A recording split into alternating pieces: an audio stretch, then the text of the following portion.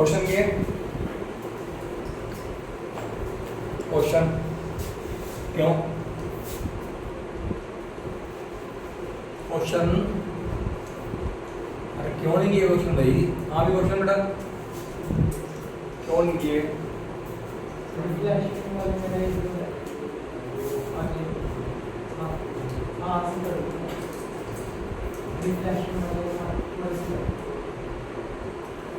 Real depth apparent depth वाले question कहते करने के लिए, और कल तुमसे मैंने टाइम पूछा था कि टाइम कितना हुआ, तुमने बोला सर 3:59 हो गए, जबकि टाइम हुआ था 3:51।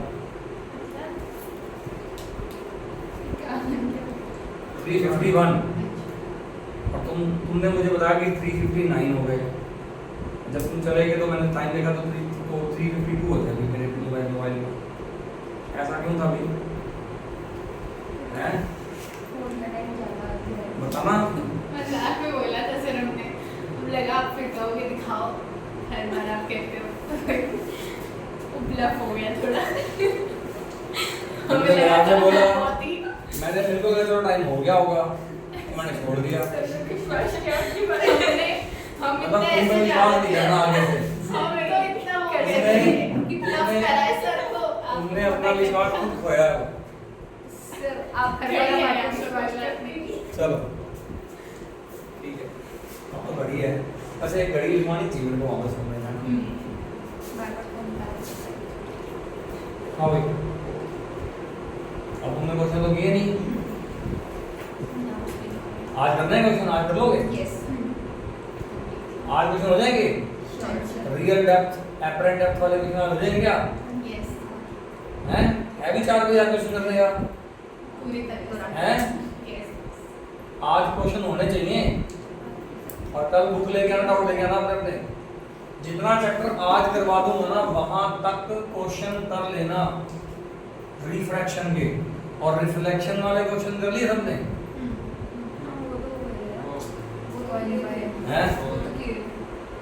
फाइनल एग्जाम आने वाले हैं तुम्हारे, अब प्रिपरेशन शुरू कर दो, पढ़ना शुरू करो। बोर्ड के पेपरों की तैयारी अभी से स्टार्ट करनी पड़ेगी आपको, ये नहीं है कि 1 महीना पहले करोगे। आगे बात समझ में क्या?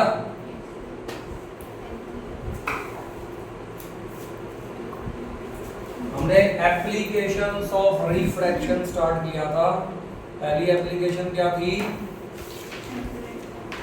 रियल एंड एपरेंट डेप्थ के बीच के रिलेशन। दूसरी एप्लीकेशन सुनो क्या है?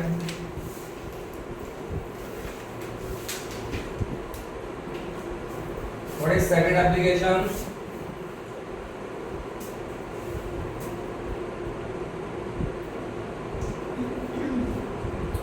सन becomes visible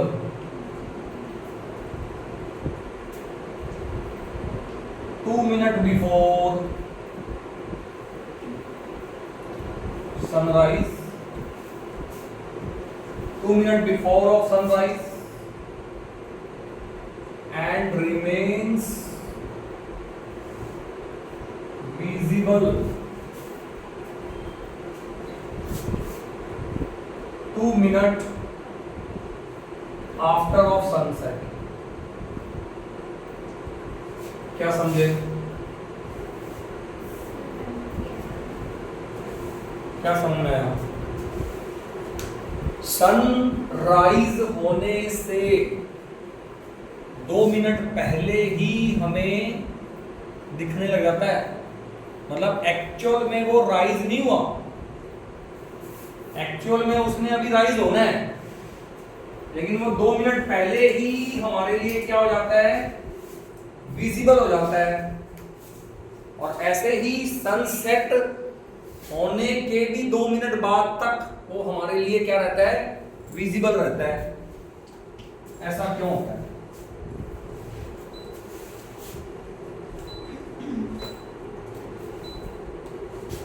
ऐसा क्यों होता है? हमने ये पढ़ना, ठीक है? ऐसा क्यों होता है हमको ये पढ़ना है। कैसे पढ़ेंगे?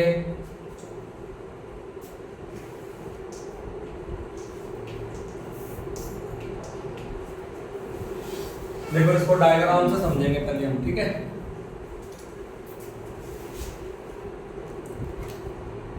मान लो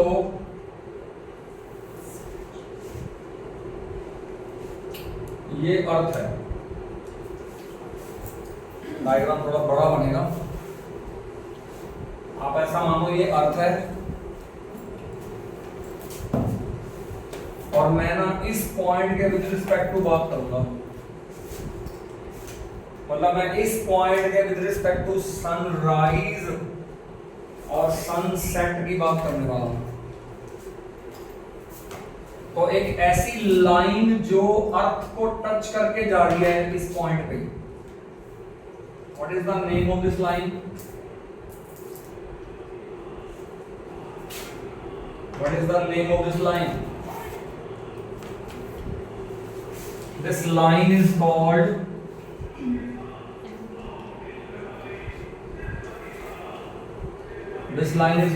horizon. Okay. What is the name of this line? This line is called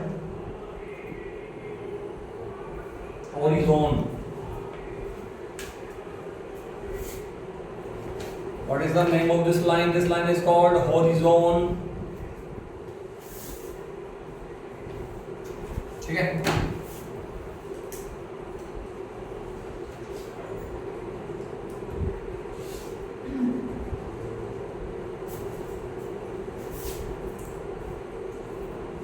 अब मान लो सन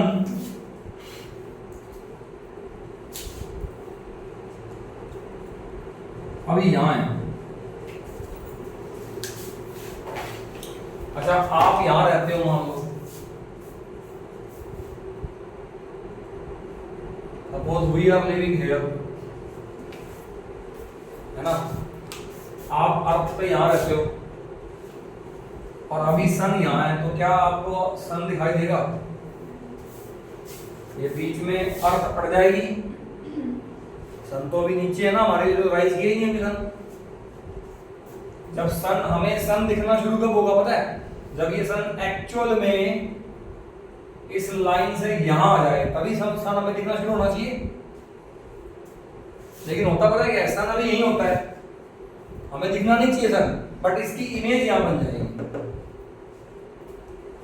तो हमें दिखाई देने लग जाएगा पहले ही। Are you getting? और ऐसा क्यों होगा? It is due to refraction only.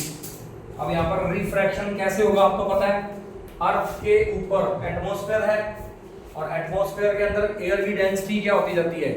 कम होती जाती है। ऊपर से ऊपर जाएंगे तो यहां पर ना लेयर्स बन जाती हैं उस डेंसिटी के अकॉर्डिंग, है ना।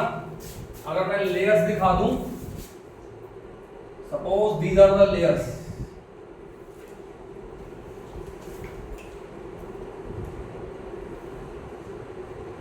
एक ये लेयर है, मान लो एक ये लेयर है,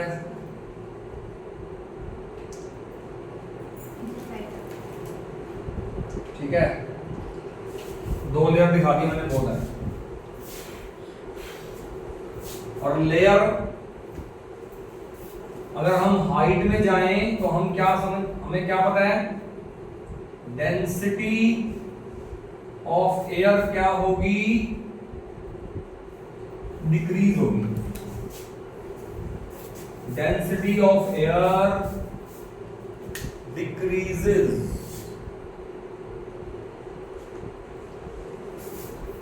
है ना। Density of air decreases,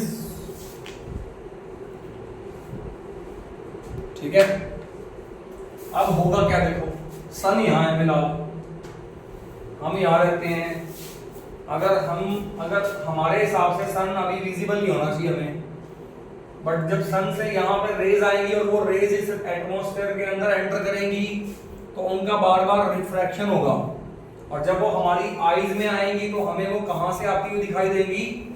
horizon के ऊपर वाले पॉइंट से आती हुई दिखाई देंगी। इसका मतलब हमारे लिए इमेज सन का ऊपर बन जाएगा, तो हमारे लिए सन जो है वो पहले ही क्या हो जाएगा? विजिबल हो जाएगा। तो ये डायग्राम प्रॉपर्ली बना के दिखाना पड़ेगा आपको यहाँ पर। तो मैंने मान लिया ये लो सन से रेज आ गई बेटा, ऐसे लो भाई, these are the rays, है ना, these are the rays coming from sun। अब ये रे बताओ कहां से कहां एंटर कर रही है बताओ। देखो आपको पता है नीचे एयर की डेंसिटी ज्यादा है, ऊपर और कम, ऊपर और कम, मतलब सबसे ऊपर रेयर मीडियम है और नीचे नीचे नीचे नीचे जाऊंगा तो डेंसर मीडियम बनता जाएगा। So this ray of light is going from rare to denser medium. अब जब रेयर से डेंसर होती है बेटा वो नॉर्मल के टूवर्ड्स बेंड करती है, पता होगा आपको। तो बताओ यहां पर क्या होगा अगर मैं एक और लेयर भी दिखा दूं। If I show you one more layer,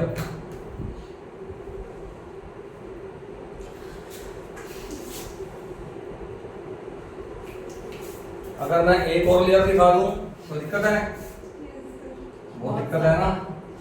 ये लो यहां से रे एंटर करवा दी मैंने, ये है नॉर्मल, ये है नॉर्मल। मैंने कहा था पेंसिल लेके आया करो। हाँ बस फिर काम कर लो, तो क्या दिक्कत है, टेढ़ा बेटा मुझे बना रहे थे। यहां से सन से रे आएगी, this ray of light is going from rare to denser, तो ये नॉर्मल के टूवर्ड्स बेंड करके देखो, दिख रही है, हल्की हल्की करवानी है बैंड। और दिख रहा है कि नॉर्मल के टूवर्ड्स बेंड किया है।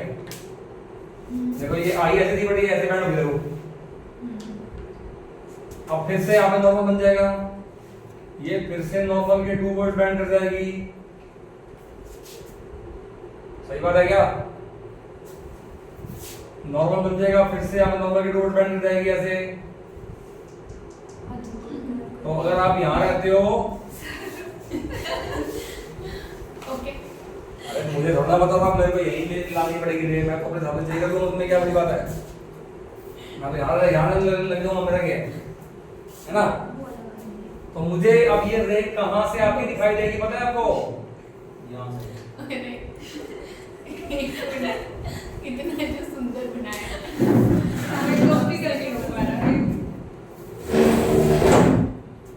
ये रे यहाँ से आपको दिखाई देगी मेरे को, तो मेरे लिए सन यहाँ पे है ही नहीं, वो तो यहाँ है, तो मुझे तो दिखाई दे रहा है वो,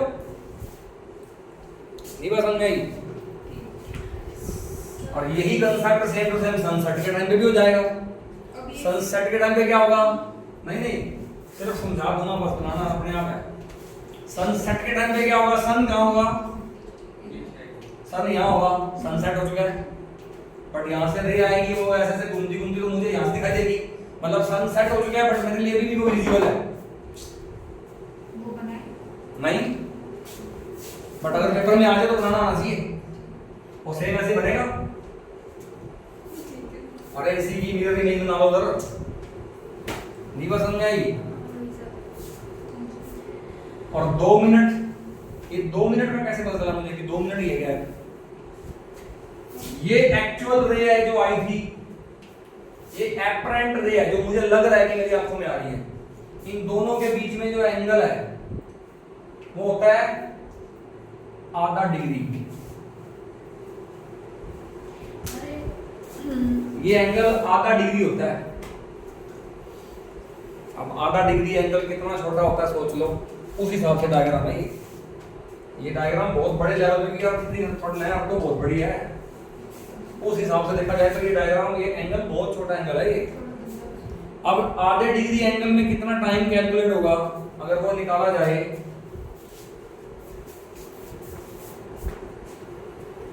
आपको पता है अर्थ एक चक्कर पूरा घूम जाती है 24 घंटे में, एक चक्कर पूरा घूमने का मतलब कितना एंगल कवर हो गया, 360 डिग्री। तो आप क्या कहोगे कि 360 डिग्री के लिए टाइम कितना है अर्थ के पास, 24 घंटे। 24 घंटे के मिनट बना लो, 24 गुना 60 मिनट, तो 1 डिग्री के लिए कितना हो जाएगा, 24 इंटू 60 बाई 360 मिनट।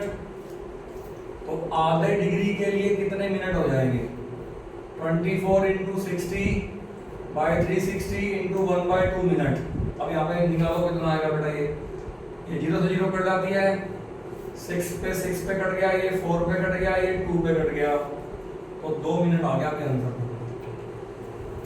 मतलब 2 मिनट का गैप आ गया सनराइज के टाइम पे और 2 मिनट का ही गैप आ जाएगा सनसेट के टाइम पे, तो जो दिन है वो हमें 4 मिनट बड़ा दिखाई देगा।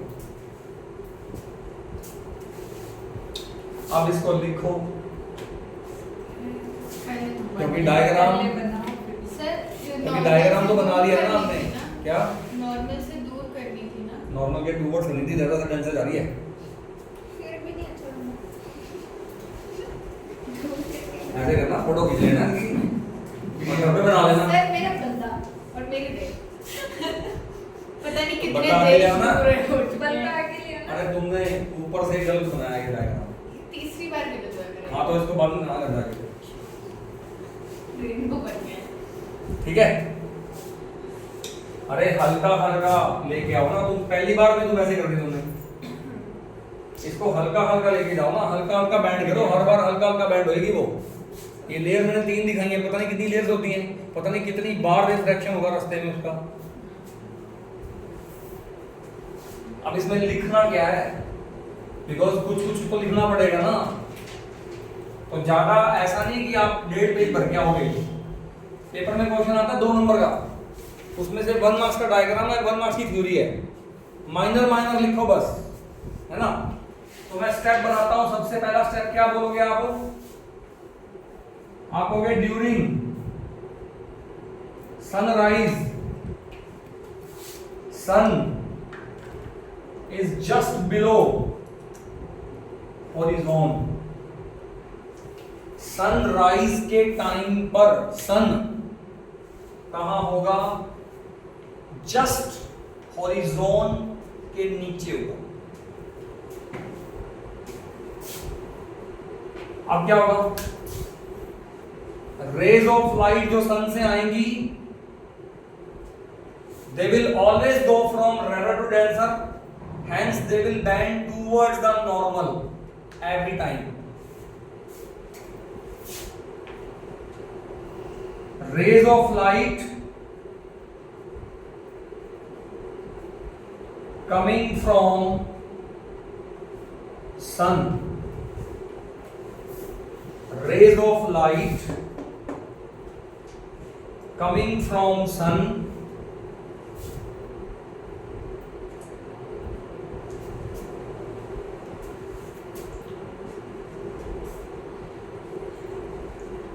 will suffer multiple refractions at layers of atmosphere, and every time they bend towards the normal. ठीक है, एक बहुत बड़ी बात को मैंने एक ही लाइन लिख दिया। अब क्या होगा, हर बार नॉर्मल के टूवर्ड्स बेंड होंगी, तो अब क्या होगा, ray of light coming in the eyes of observer appears to come from a point above the horizon. बस ray of light coming in eye of observer appears to come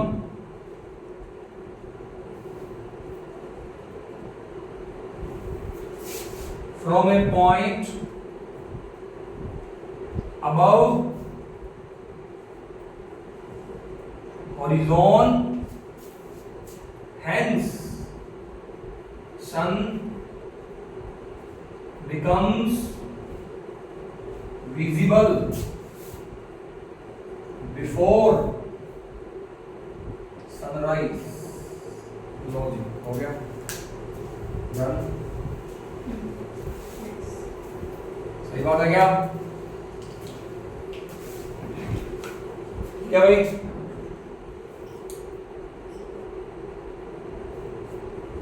तो ये थी दूसरी एप्लीकेशन किसकी, रिफ्रैक्शन की। Okay sir sunset है horizon के ऊपर है कि सन सनसेट में हॉरिजॉन के नीचे रखेंगे भाई।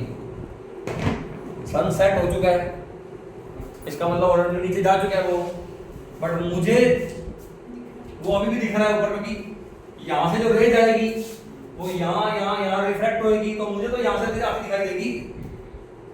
कब भी सेम बनेगा, कब भी सन यहाँ रखोगे इमेज यहाँ बनाओगे, वो सनसेट वाला हो जाएगा बस, और क्या। नहीं बात समझ में आई? सही बात है क्या? चलो साफ कर रहा हूँ भाई। वैसे हमने बोर्ड बड़ा है, थोड़ा सा बढ़िया डायग्राम बन रहा है। रोज यहाँ भी लगा सकते हैं। यहाँ पर रोज कैसे रखते हैं? खाली होता है कमरा तो 300। अच्छा, चलो कोशिश करेंगे, यही लगा देंगे फिर आगे से।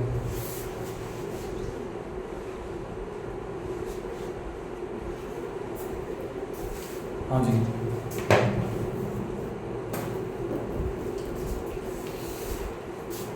बेटा अगली हेडिंग बना लो।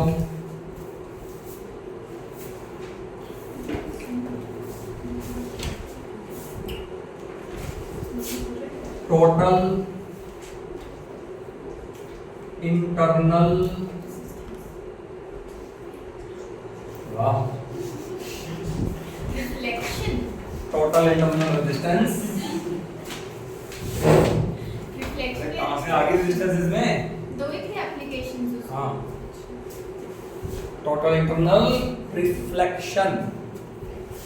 अब देखो चैप्टर तो चल रहा है रिफ्रैक्शन का, लेकिन टॉपिक आ गया रिफ्लेक्शन का, है ना। ये कैसे आ गया अभी?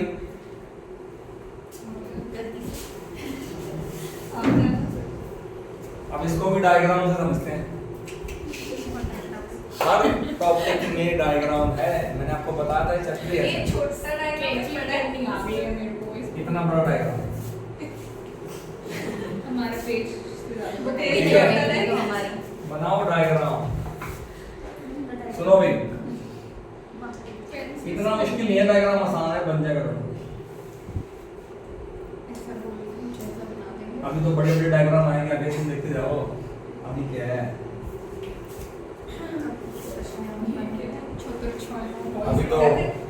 अभी तो डेस्कार्टेस फॉर्मूला आएगा।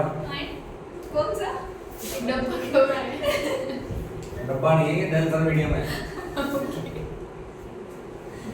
मान लो ये है डेंसर मीडियम, ये है रनर मीडियम। हो सकता है ये ग्लास हो, ये एयर हो, ये वाटर हो, ये एयर हो, कुछ भी हो सकता है। ऊपर कितना स्पेस छोड़े जितना मैंने छोड़ा उतना छोड़ो। अरे बना लो, तुम ऐसे मत कर, सुंदर भी तो लगे चाहिए। तो मत बनाओ, कैसा करो। डेंसर मीडियम है ये, रनर मीडियम। मैं पहले आपको कंसेप्ट सिखाता हूँ, ये है क्या, होता क्या है। अब मैंने ना लाइट का सोर्स लिया एक डेंसर मीडियम में। ये कौन है? Source of light. मतलब लाइट का सोर्स कौन से मीडियम में लिया? डेंसर मीडियम में लिया। और ये क्या करेगा? ये लाइट छोड़ेगा। It will emit light in all direction. तो अब मैं क्या करने वाला हूं, मैं इसमें से निकलने वाली लाइट की रेज एक ऐसे कंसीडर करूंगा, फिर ऐसे देखूंगा, फिर ऐसे देखूंगा, फिर ऐसे देखूंगा। 3-4 रेज लूंगा मैं, ठीक है। चलो मैंने फर्स्ट रे ले ली, मैं कह रहा हूं ये फर्स्ट रे ऐसे गई। अब बताओ ये रे कैसे जा रही है? It is going from denser to रनर मीडियम जा रही है ये। तो ये नॉर्मल से आगे बेंड कर जाएगी। क्या नॉर्मल ड्रॉ कर सकते हो ना यहाँ पर? ये बनेगा नॉर्मल, ये बनेगा एंगल ऑफ इंसिडेंस I1, और ये नॉर्मल से हल्का सा आगे बेंड कर गई, ये बनेगा एंगल R1। कौन सा एंगल बड़ा है, I1 के R1? कौन सा एंगल बड़ा है? R1 एंगल बड़ा है I1 से। अरे लग रही है ना नॉर्मल से बेंड हुई है? नहीं लग रही है। क्लियर लग रही है, क्लियर। हाँ, सही ये वाली तो वही। तुम्हारी नहीं लग रही होगी। नहीं सर लगे। चलो अगली रे ड्रॉ कर दूं। हाँ सही तो है, लग तो रही है, सही है ये भी, लेकिन टेढ़ी लग रही है मुझे आगे। दूसरा ये रफ नोट्स बना रही हूँ कभी। अच्छा पेयर नोट्स नहीं पिछा। हाँ भाई, अब रेस तो बहुत सारी निकल रही है इसमें से, सारी तो थोड़ी मैंने फर्स्ट ही ड्रॉ कर दिया अभी तो। अभी एक और ड्रॉ करता हूँ अगले किसी पॉइंट पे जहाँ पे दिल करे, ज्यादा मत आगे जाना कि आगे भी ड्रॉ करनी है। चलो मैंने एक और रे ड्रॉ कर दी, मजा तो नहीं आ रही। मैं एक और रे ले रहा हूँ, वन मोर रे। ऐसा नहीं है कि ये पॉइंट्स पे रेज नहीं आ रही है, बट मैंने वो ली नहीं। मैं तो आगे वाली कोई भी पॉइंट रे लेता हूँ एक। अब ये भी जा रही है डेंसर से ज्यादा मीडियम में, तो ये भी नॉर्मल से बैठ जाएगी। अब यहाँ पे भी नॉर्मल ड्रॉ कर देता हूँ, मैं कहता हूँ ये नॉर्मल है इसका। अच्छा एक बात बताओ मेरे को, अब इसका एंगल ऑफ इंसिडेंस आएगा I2। बताना I1 और I2 में से कौन सा बड़ा है? I2 बड़ा है। और मैथमेटिकल ज्योमेट्री साफ दिखता है मुझे। इस रे से अगली रे पे जा रहा हूं ना, तो एंगल ऑफ इंसिडेंस बढ़ गया। अच्छा यहाँ पर R1 बड़ा था I1 से, इसका मतलब यहाँ पर जो R2 बनेगा वो R1 से भी बड़ा बनेगा। वो I1 से तो बड़ा, I2 से तो बड़ा होगा ही होगा वो। तो अब जो रे जाएगी वो U जाएगी, तो ये एंगल बन गया R2। क्या क्यों पैरेलल व्यू करनी है? अरे पैरेलल व्यू करनी है भाई। नहीं करते हैं। अरे ये क्यों नहीं करते? तुमको समझ में आना चाहिए ना, क्यों नहीं करनी मेरे को पैरेलल? अरे पलट जाता है। एक ही पॉइंट से तो आ रहे हैं। अरे ये दोनों पैरेलल कैसे हो सकती हैं? सोच के देखो ना इस बात को। जब ये एंगल ही बराबर नहीं हुए, इससे बड़ा एंगल वो था तो इससे बड़ा ये और बड़ा हो जाएगा उससे, तो यस नहीं बात समझ में आई? जैसे जैसे आप इस पॉइंट से आगे आगे आगे जाओगे ना, ये एंगल ऑफ इंसिडेंस बढ़ते जाएंगे और एंगल ऑफ रिफ्रैक्शन और ज्यादा बढ़ते जाएंगे। ऐसा होगा, सही बात है। अगर मैं एक और ड्रॉ कर दूं तो I3 एंगल I2 से बड़ा हो जाएगा और R3 R2 से और बड़ा हो जाएगा। तो क्या ऐसा होगा ना कि कभी ना कभी ये आगे चलते जाएंगे तो कोई ना कोई ऐसी रे मिलेगी जिस पर ये वाला एंगल बढ़ते बढ़ते बढ़ते बढ़ते ये वाला एंगल बाहर कितना हो गया? 90 डिग्री हो गया। कभी ना कभी तो ऐसा होगा, कंफर्म है। तो अरे ये वाला एंगल अगली बार ऐसे हो जाएगा, अगली बार ऐसे हो जाएगा, नेक्स्ट टाइम ऐसे हो जाएगा, तो ये बार वाला एंगल 90 हो गया। तो अब मैं वो रे ड्रॉ करूंगा जिसके लिए एंगल ऑफ रिफ्रैक्शन सीधा कितना है? 90। ये मैंने ये वाली रे ले ली, यहां नॉर्मल ड्रॉ कर दिया और ये जो रिफ्रैक्टेड रे गई वो ऐसे गई। तो मुझे पता चल गया बाहर वाला एंगल तो है 90 डिग्री और जो अंदर वाला एंगल है उसको एक स्पेशल नाम से बुलाते हैं, उसको बोलते हैं critical angle, IC।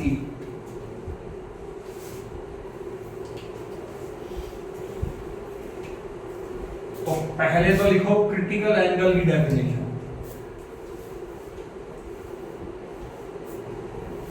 What is the definition of IC?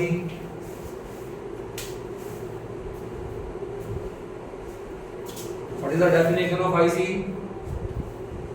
What is the definition of critical angle? Critical angle कौन सा एंगल है? एंगल ऑफ इंसिडेंस है कि एंगल ऑफ रिफ्रैक्शन है? ये एंगल ऑफ इंसिडेंस है। कौन से मीडियम में बनता है वाला एंगल? डेंसर में बनता है। और इस एंगल के कोरस्पॉन्डिंग जो एंगल ऑफ रिफ्रैक्शन बनता है रैडर मीडियम में वो कितना होता है? 90 डिग्री होता है। तो ये देखो इसकी डेफिनेशन हो गया, the angle of incidence, the angle of incidence obtained in denser medium, obtained in denser medium for which angle of refraction obtained in rarer medium is a right angle.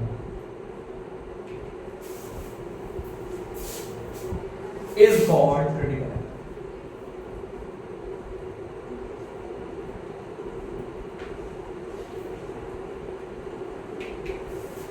Is called critical angle. और आगे बात समझ क्या? हाँ जी, ये तो थी critical angle की डेफिनेशन। अब आएगी टोटल इंटरनल रिफ्लेक्शन की डेफिनेशन। सुनो ध्यान से। अब क्या होगा बताओ? अब क्या आगे भी और भी रेस जारी होगी आगे तो?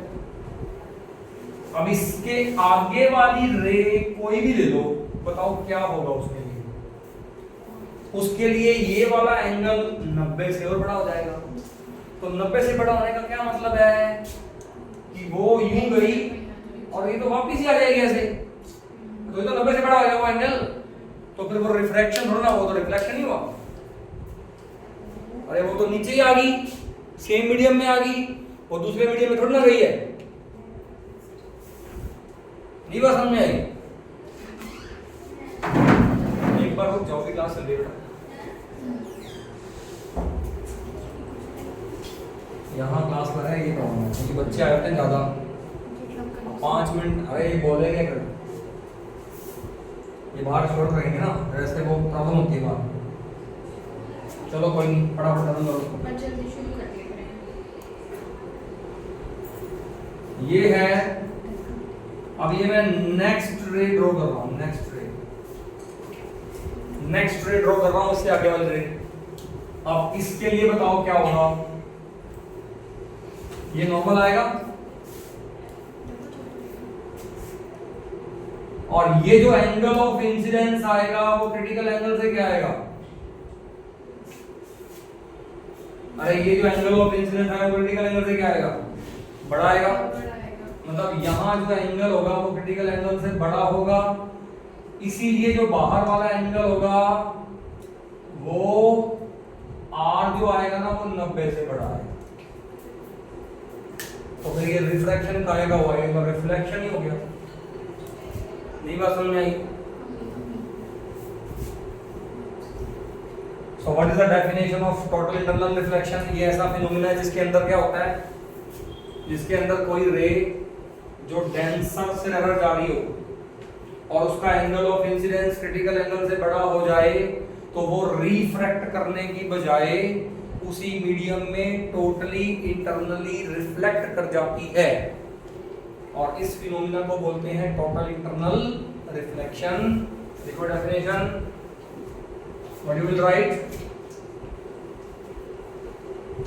The phenomena in which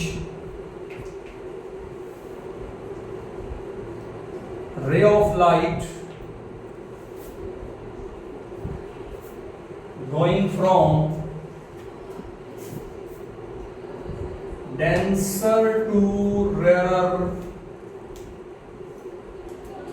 medium, the phenomena in which ray of light going from denser to rarer medium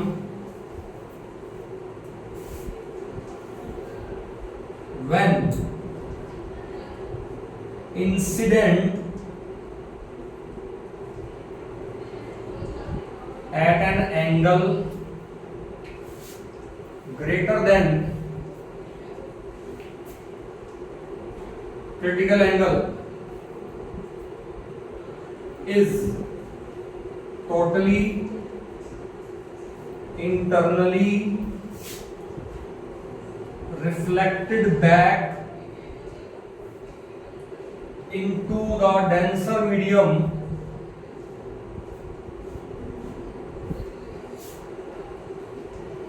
instead of being refracted is called TIR. इसको बेटा बोलते हैं टोटल इंटरनल रिफ्लेक्शन। और TIR होने की कंडीशन क्या है बताना, बड़ा वाला कंडीशन बताओ, ये कब होगा पता है? ये कब होगा फिनोमेना पता है आपको? पहली कंडीशन क्या है? रे of light must go from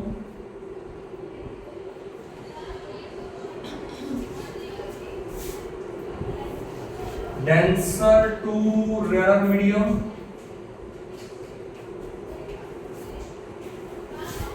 सबसे पहली कंडीशन क्या है बेटा इसमें, जो रे ऑफ लाइट है वो कहां से कहां जानी चाहिए? वो डेंसर से रेयर जानी चाहिए, तभी होगा ये। नंबर 2 कंडीशन क्या है? Angle of incidence should be greater than critical angle. आप ऐसे बात बताओ, ये रिफ्लेक्शन होना शुरू कब हुआ? जब एंगल क्रिटिकल एंगल से क्या हुआ? बड़ा हुआ। तब जब तक क्रिटिकल एंगल था तब तक वो वापस नहीं आ रही थी। क्रिटिकल एंगल से बड़े एंगल भी वापस आएगी वो। तो ये 2 कंडीशन है बेटा, एक मिनट रुक जाओ। तो ये 2 कंडीशन है किसके लिए? TIR होने के लिए। एक छोटी सी हेडिंग हो रहा है, फटाफट करो बेटा। Relation between mu and IC। Mu कौन है? रिफ्रैक्टिव इंडेक्स, और IC कौन है? Critical angle. अगर मैं यहाँ पे देखो, यहाँ पे रिफ्रैक्शन तो हो ही रहा है। अगर मैं यहाँ पे स्नेल्स लॉ लगा दूं, स्नेल्स लॉ कहता है म्यू बराबर क्या होता है बताओ? साइन बाय साइन होता है। अब मैंने कल बताया था, अगर मैं म्यू लिखूं ना अकेला तो समझ लो वो डेंसर का एरर के हिसाब से। तो यानी कि ऊपर एरर मीडियम है, एरर मीडियम में एंगल बनाओ कितना? 90। और डेंसर में बताओ बेटा कितना एंगल? IC। साइन 90 बेटा कितना होता है? 1। और म्यू बराबर कितना आ जाएगा? 1 बाय साइन IC आ जाएगा। लो बेटा ये रिलेशन आ गया। अब इसकी भी 4 एप्लीकेशन है, वो हम कल पढ़ेंगे भी।